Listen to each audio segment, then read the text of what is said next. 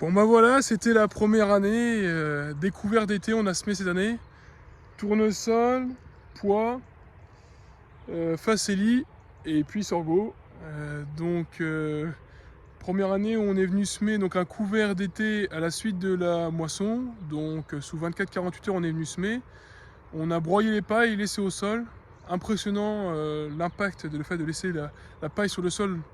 On a gardé de l'humidité et de la fraîcheur dans le sol de manière assez impressionnante. Donc voilà, on a semé ça directement à la suite de la moisson.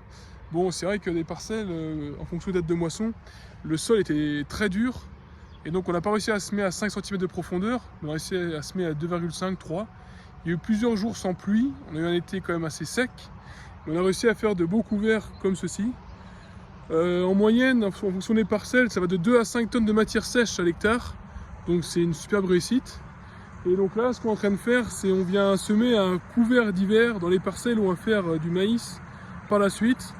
Donc on vient semer en direct dedans, et donc en même temps ça détruit le couvert, et on vient semer un couvert d'hiver, févrole, avoine et pois.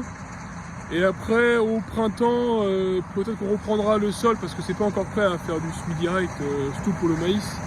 Donc voilà, c'est juste ça, on profite des fenêtres qu'on a pour venir semer des couverts, pas de la biomasse. Et puis optimiser l'eau et la pluie qu'on peut avoir.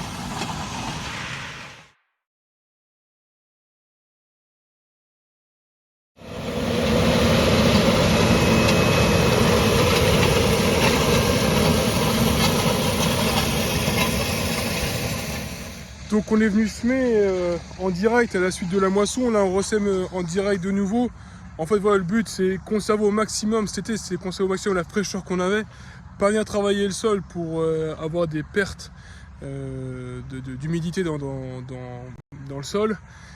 Bien que bon, je sais qu'il va falloir reprendre au printemps.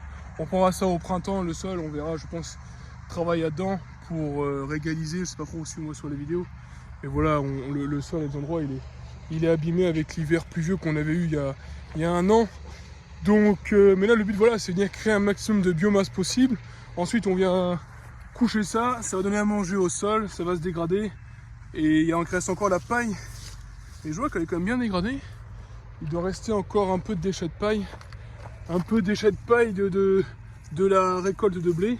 Mais elle est bien dégradée parce que les micro-organismes ils ont commencé à bien dévorer et transformer cette matière organique là. Donc voilà, démarche, on profite du soleil et de la pluie pour créer un maximum de biomasse, pour donner à manger au sol, capter du carbone et voilà, pour préparer au mieux nos sols pour après semer du maïs par la suite. Bon, et ben à plus tard. Puis pour ceux qui me suivaient aux États-Unis, pas besoin d'être aux États-Unis pour faire des belles choses. Bon allez, à plus.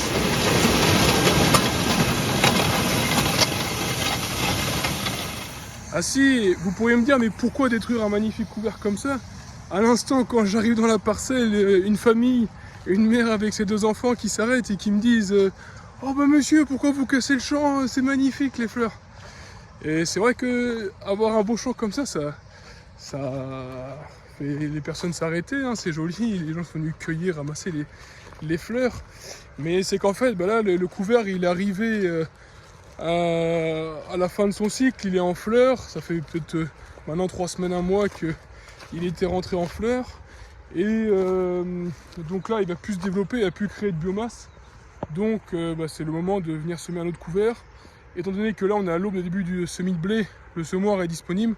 Donc c'est aussi par question d'organisation, j'aurais peut-être pu attendre encore un petit peu. Mais voilà, il faut mieux anticiper que attendre courant novembre, fin novembre, mais après il sera trop tard. Enfin, ce sera moins idéal pour venir semer mon couvert d'hiver. Donc voilà. Bon bah à la prochaine pour de futures aventures.